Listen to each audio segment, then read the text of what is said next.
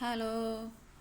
పుట్నాల కారపొడి, అదే వేయించిన శనగపప్పుతోటి కారపొడి ఇడ్లీలోకి చాలా బాగుంటుంది. ఇడ్లీలోకి మాత్రమే కాదు, ఇంకా చాలా రకాలుగా వాడుకోవచ్చు.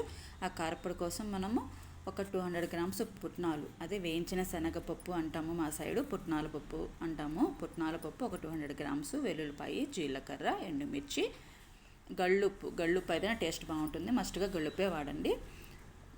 సన్నగా ఫైన్గా కట్ చేసుకున్న ఎండు కొబ్బరి, పచ్చి కొబ్బరి కాదు, ఎండు కొబ్బరి వేసుకుంటే చాలా బాగుంటుంది. ఇలా సన్నగా కట్ చేసుకుంటే అవి ముక్కలుగా ఉండిపోకుండా ఉంటుంది మిక్సీలో వేసుకున్నప్పుడు. అందుకని అలాగా ఫైన్గా మనము చాప్ చేసుకోవాలన్నమాట. చాప్ చేసుకోవడానికి ఎండు కొబ్బరి కొంచెం గట్టిగానే ఉంటుందండి, కొంచెం కేర్ఫుల్గా చూసుకొని కట్ చేసుకోండి ఆ ఎండు కొబ్బరి విషయంలో మాత్రము. తర్వాత వీటిని ఒక్కొక్కటిగా విడివిడిగా ఫ్రై చేసుకోవాలి, అన్నీ కలిపి ఫ్రై చేసుకోవద్దు. దానికోసము ఒక్క డ్రాప్ ఆయిల్ వేసుకోండి. ఆయిల్ అవసరం లేదు, కానీ ఒక్క డ్రాప్ ఆయిల్ వేసుకుంటే ఎండుమిరపకాయలు దాంట్లో వేయించినప్పుడు మంచిగా బాగుంటుంది, టేస్ట్ బాగుంటుంది. అందుకని ఫస్ట్ ఎండుమిరపకాయలు వేయించుకొని మాడిపోకుండా తిప్పుతూ ఉండాలి, కలుపుతూనే ఉండాలి. అట్లాగే ఉంచేస్తే ఒక సైడే మాడిపోతాయి అన్నమాట. ఎండుమిరపకాయలు చక్కగా కలుపుతూ వేయించుకోవాలి. మీడియం ఫ్లేమ్లో పెట్టుకుంటే చక్కగా మాడిపోకుండా ఉంటాయి. అదే హై ఫ్లేమ్లో పెట్టేస్తే ఊరికే మాడిపోతాయి, నల్లగా అయిపోతాయి అన్నమాట. టేస్ట్ అప్పుడు బాగోదు, మాడిపోయిన వాసన వస్తుంది. ఇలాగా కలుపుతూ దోరగా చక్కగా ఫ్రై చేసుకున్న తర్వాత వీటిని తీసుకుని సపరేట్గా ఒక ప్లేట్లోకి సపరేట్గా తీసేసుకుందాము. అది తీసేసుకున్న తర్వాత అదే కళాయిలో, ఇంకా ఆయిల్ అయితే ఏమీ వేసుకోనక్కర్లేదు, ఎండు కొబ్బరి ముక్కలు వేసుకొని సిమ్లో పెట్టుకొని అలా కలుపుతూనే ఉండాలి. లేకపోతే ఎండు కొబ్బరి ఊడికి త్వరగా మాడిపోతుంది. దోరగా ఒక గోల్డెన్ బ్రౌన్ కలర్ వచ్చేలాగా వేయించుకోవాలి. లేకపోతే అలా కొంచెం లైట్గా ఫ్రై చేసేసుకుని వేసుకుంటే బాగానే ఉంటుంది, కానీ కొంచెం ఆయిల్ స్మెల్ వస్తుంది. అందుకని కొంచెం దూరగా వేయించుకుంటే ఆ కమ్మటి వాసన తినేటప్పుడు చాలా బాగుంటుంది, చాలా టేస్ట్ ఎన్హాన్స్ అవుతుంది. ప్రతిదీ కూడా ఈ టిప్స్ అన్నీ కూడా పర్ఫెక్ట్గా పక్కాగా ఫాలో అయ్యి చేస్తే మాత్రం అద్దరిపోయే పుట్నాల కారపొడి అయితే మీరు ఎంజాయ్ చేయొచ్చు. అలాగా దోరగా వేయించుకున్న తర్వాత ఈ కొబ్బరి ముక్కలను కూడా విడిగా వేరే బౌల్లోకి మనము తీసేసుకుందాము. వేరే బౌల్లోకి తీసుకున్న తర్వాత విడివిడిగానే తీసుకోవాలి, అన్నీ కలిపి ఒకే దాంట్లోకి వేసుకోవద్దు. మిక్సీ పట్టుకునేటప్పుడు కూడా విడివిడిగా వేసుకోవాలి, 1 by 1 వేసుకోవాలి. ఏది ముందు వేసుకోవాలి, ఏది తర్వాత వేసుకోవాలి అనేది ఈ వీడియో పూర్తిగా చూడండి, స్కిప్ చేయకుండా. అప్పుడు మీకు ఈ పక్కాగా తెలుస్తుంది. ఈ టిప్స్ అన్నీ ఫాలో అయితే పర్ఫెక్ట్ పుట్నాల కారపొడి మీరు ఎంజాయ్ చేయొచ్చు. అవి ఎండు కొబ్బరి తీసేసుకున్న తర్వాత అదే కళాయిలో జీలకర్ర వేసుకోండి. జీలకర్ర ఎక్కువ ఫ్రై చేయనక్కర్లేదు, వేసుకుని అట్లా ఒక్కసారి కలిపేసిన తర్వాత మనము పెట్టుకున్నాం కదా పక్కన ఒక 200 గ్రామ్స్ పుట్నాలు, అదే వేరుశనగపప్పు. వేరుశనగ గుళ్ళు అంటే పల్లీలు అవుతాయి, వేరుశనగ పప్పు అంటే పుట్నాలు అవుతాయి. ఇవి పుట్నాలు. ఈ పుట్నాలు వేసుకొని చక్కగా సిమ్లో పెట్టుకొని, అన్నీ కూడా సిమ్లో పెట్టుకొని ఫ్రై చేయాలి. సిమ్లో పెట్టుకొని అలా ఫ్రై చేయాలి. ఆ వేడికి లోపల ఏదన్నా పచ్చిదనము, చెమ్మ అలాంటివి ఏమన్నా ఉంటే పోతాయి. అలాగే ఒక్కొక్కసారి పుట్నాలు క్రిస్పీగా కాకుండా మెత్తపడిపోతాయి కదా, మెత్తపడినా కూడా ఇలాగ ఫ్రై చేసుకుని పెట్టుకుంటే అవి మళ్ళీ క్రిస్పీగా అవుతాయి అన్నమాట. మనం చట్నీలు అవి చేసుకునేటప్పుడు కూడా ముందుగా ఒకసారి ఇలా పుట్నాలు వేయించుకొని పక్కన పెట్టుకుంటే, ఇలా వేయించుకోవడం అంటే దూరగా అక్కర్లేదు, అట్లా వేడి సగం మీద మెత్తదనం పోయేలాగా వేయించుకుంటే మనము వేసుకునే చట్నీలు కానీ ఇంకేదైనా సరే టేస్ట్ బాగుంటుంది. మెత్తపడిపోయి అంత టేస్ట్ రావు, స్మెల్ కూడా కొంచెం వేరేలాగా వస్తాయి, టేస్ట్ కూడా బాగోదు. అలా వేయించుకున్న తర్వాత స్టవ్ ఆఫ్ చేసే ముందే ఈ గళ్ళుప్పు కూడా దాంట్లో వేసేసుకోవాలి. లేదు ఇవన్నీ తీసేసిన తర్వాత అయినా సరే కళాయి వేడిగా ఉన్నప్పుడే గళ్ళుప్పు కూడా వేసుకొని, ఉప్పులో ఏదన్నా తేమ, చెమ్మ ఏదన్నా ఉంటే పోతుందనమాట. దానికోసం అట్లా వేసుకొని వేయించుకోవాలి. ఇది నేను స్టవ్ ఆఫ్ చేసేసాను. ఆ వేడికి దీంట్లో ఉన్న తేమ, తడి ఏదన్నా ఉంటే అదంతా డ్రై అయిపోతుంది. ఉప్పు కూడా చక్కగా ఫ్రై అవుతుందన్నమాట. ఎందుకు ఉప్పు కూడా ఫ్రై చేసుకోవాలి అంటే, ఉప్పు కూడా ఖచ్చితంగా ఫ్రై చేసుకోవాలండి.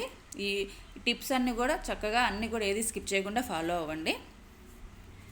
ఎందుకు ఫ్రై చేసుకోవాలి అంటే, ఉప్పులో ఉన్న తేమ మనము కారపొడి చేసిన తర్వాత కొన్ని రోజులకి ఆ తేమ బయటకు వచ్చేసి కారప్పొడి బూజు పట్టడము, టేస్ట్ మారిపోవడము, వాసన రావడం అట్లా జరుగుతుంది. అట్లా జరగకుండా ఉండాలి, నిల్వ ఉండాలి. మెయిన్గా నిల్వ ఉండాలి అంటే ఇలాగా వేయించుకోవాలి. ఉప్పు వేయించుకున్న తర్వాత ఇవన్నీ పూర్తిగా చల్లారబెట్టుకోవాలి. వేడివేడిగా ఉన్నప్పుడు వేస్తే శుద్ధలాగా అయిపోతుంది, పౌడరు రాదు, కారప్పొడి చక్కగా రాదు, ముద్దగా అయిపోతుంది, టేస్ట్ మారిపోతుంది. ఎందుకంటే ఈ వేడికి మిక్సీలో వేసేటప్పుడు కూడా దాంట్లోంచి హీట్ ఒకటి జనరేట్ అవుతుంది కదా, ఆ వేడికి దీనిలో ఉన్న కూడా టేస్ట్ అంతా కూడా పోతుంది. అందుకని ఇవన్నీ కూడా చల్లారిన తర్వాత మనం ఒక్కొక్కటిగా మిక్సీ వేసుకుందాము. అన్నీ కలిపి ఒకేసారి మిక్సీ వేయొద్దు. ఫస్ట్ మనము ఎండు కొబ్బరి మిక్సీలో వేసుకొని పౌడర్ చేసుకున్న తర్వాత దాంట్లో ఎండుమిరపకాయలు, వెల్లుల్లిపాయ నేనే వేయించలేదు, పొట్టు కూడా తీయలేదు. నేను పొట్టు తీయకుండానే వాడతాను వెల్లుల్లిపాయలు. వేయించుకొని వేసుకోవాలి, అవి మిక్సీలో వేసుకోవాలన్నమాట. ముందు నేను ఎండు కొబ్బరి వేసి ఒక్కసారి మిక్సీ పడతాను. అది పూర్తిగా బాగా పేస్ట్ లాగా అయిపోనక్కర్లేదు, పౌడర్ లాగా అయిపోనక్కర్లేదు. ఎందుకంటే అది మిక్సీ పట్టిన కొద్దీ దాంట్లో ఉన్న ఆయిల్ బయటకు వచ్చేసి అది పేస్ట్ లాగా అయిపోతుంది. అందుకని బరకగానే మనం మిక్సీ పట్టుకోవాలి. అలా మిక్సీ పట్టుకున్న తరువాత అప్పుడు ఒక్కొక్కటి యాడ్ చేసుకోవాలి. ఇప్పుడు దాంట్లో నేను ఎండుమిరపకాయలు ఒక 15 ఎండుమిరపకాయలు సరిపోతాయి. ఎక్కువ ఇంకా కారం కావాలనుకుంటే ఇంకా మీరు వేసుకోవచ్చు. నేను 20 తీసుకున్నాను. వెల్లుల్లి రెబ్బలు పొట్టు తీయలేదు, నేను వేడికి కూడా ఏమీ ఫ్రై చేయలేదు, పచ్చివే వేస్తున్నాను. ఆ తర్వాత గళ్ళుప్పు ఇవన్నీ వేసేసి చక్కగా బరకగా, బాగా మెత్తగా అక్కర్లేదు, బరకగా మిక్సీ పట్టేసేయాలి. ఈ మిక్సీ పట్టిన తరువాత దాంట్లో పుట్నాలు ఉన్నాయి కదా, ఆ పుట్నాలు, జీలకర్ర, ఉప్పు ఉంది కదా, ఆ పుట్నాలు మొత్తము ఈ మిక్సీ జార్లో పట్టకపోతే ఏమి ఇబ్బంది లేదండి, 2 సార్లుగా వేసుకోవచ్చు. 2 సార్లుగా వేసుకున్న తర్వాత ఇదంతా కలిపి ఒక బౌల్లో వేసుకుని కలిపేసుకుంటే మొత్తం అంతా కూడా కలిసిపోతుంది. అలా నేను 2 ట్రిప్పులుగా వేసుకుంటున్నాను, నాకు ఒకేసారి పట్టలేదు మిక్సీ జార్లో. ఈ పుట్నాల పౌడరు, ఎండుమిర్చి, ఎండు కొబ్బరి, జీలకర్ర, వెల్లుల్లిపాయలు వేసుకుని ఇలా మిక్సీ పట్టేసుకున్న తర్వాత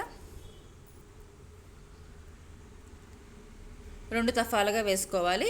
ఇంకొకటండి, ఈ కారప్పొడి మనము దోశ మీద వేసుకున్నా కూడా చాలా బాగుంటుంది. కారం దోశ వేసుకుంటాం కదా, ఇలాగ ఈ కారప్పొడితో ఒక్కసారి దోశ ట్రై చేయండి, చాలా బాగుంటుంది. ఎగ్ దోశ మీద కూడా బాగుంటుందండి. అంతేకాదండి, మనము మజ్జిగ చారు చేసుకుంటాం కదా, మజ్జిగ చారులోకి చాలామంది చాలా బెంగళూరులో అయితే ఈ పుట్నాల పౌడర్ వేసుకొని కలుపుకొని దాంట్లో మజ్జిగ పులుసు కాదు, మజ్జిగ చారే. మేమైతే మా సైడు, మా ఏరియాలో ముంత మజ్జిగ అంటాము, అది వేసుకొని తింటారనమాట. ఇది చాలా బాగుంటుంది ఆ టేస్ట్. ఇది మల్టీపర్పస్గా వాడుకోవచ్చు. ఇది ఓన్లీ ఇడ్లీలోకి మాత్రమే కాదు, దోశల్లో కారం దోశ, ఎగ్ దోశ, ముంత మజ్జిగ చారు, తాలింపు మజ్జిగ వాటిల్లో కలుపుకోవచ్చు. అదేమీ లేదు, వేడి అన్నంలో కొంచెం నెయ్యి వేసుకొని ఈ కారప్పొడి వేసుకొని కలుపుకొని తింటే చాలా బాగుంటుందండి. అదే ఈ కారప్పొడి ఇంకా ఏ విధంగా యూస్ చేసుకోవచ్చు అంటే, మనము ఫ్రైలు చేసుకుంటాం కదా, ఫ్రై చేసుకున్నప్పుడు ఈ చిక్కుడుకాయ ఫ్రై, దొండకాయ ఫ్రై, కొన్ని ఫ్రై కర్రీస్ చేస్తాం కదా, ఆ ఫ్రై కర్రీస్ చేసినప్పుడు ఈ క్యాప్సికమ్ ఫ్రై, మనము శనగపిండి వేసి ఇంకా జీలకర్ర, వెల్లుల్లి అవన్నీ వేసి పౌడర్ చేస్తాం కదా, ఈ పౌడర్ ఆ ప్లేస్లో ఈ పౌడర్ కూడా చల్లుకోవచ్చు. అట్లాగే మనము కాకరకాయ ఫ్రై చేసుకున్నప్పుడు, బెండకాయ ఫ్రై చేసుకునేటప్పుడు ఆ చీల్చుకొని దాంట్లో కూడా పెట్టుకోవచ్చు అనమాట. ఇది మల్టీపర్పస్గా ఉపయోగపడుతుందండి. చాలా టేస్ట్ అయితే చాలా బాగుంటుంది. ఏదైనా మీకు సాల్ట్ కనుక తగ్గితే, ఇప్పుడు సాల్ట్ డైరెక్ట్గా దీంట్లో యాడ్ చేయొద్దు.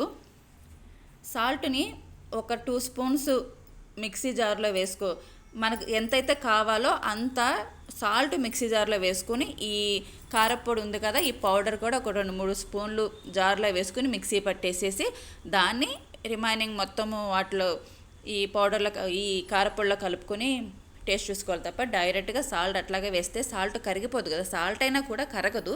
మనం తినేటప్పుడు పంటికి సాల్టీగా, నోటికి సాల్టీగా తగులుతుంది అనమాట. ఇప్పుడు టేస్ట్ బాగోదు. అందుకని అట్లాగా సాల్ట్ అయితే అట్లా అడ్జస్ట్ చేసుకోవచ్చు. నాకైతే ఈ నేను చెప్పిన కొలతలతోటి చేస్తే నాకు ఈ కారం, ఉప్పు అన్నీ కూడా సరిపోయాయి.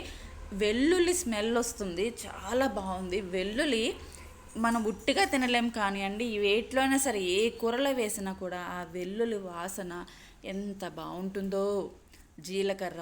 జీలకర్ర వేయించుకున్నాం కదా, వేయించిన జీలకర్ర స్మెల్, వేయించిన మంచిగా దూరగా వేగింది కొబ్బరి కూడా, ఆ వేగిన కొబ్బరి ఆహా ఇవన్నీ కలిపి అద్భుతమనే చెప్పాలండి. అంత బాగుంది.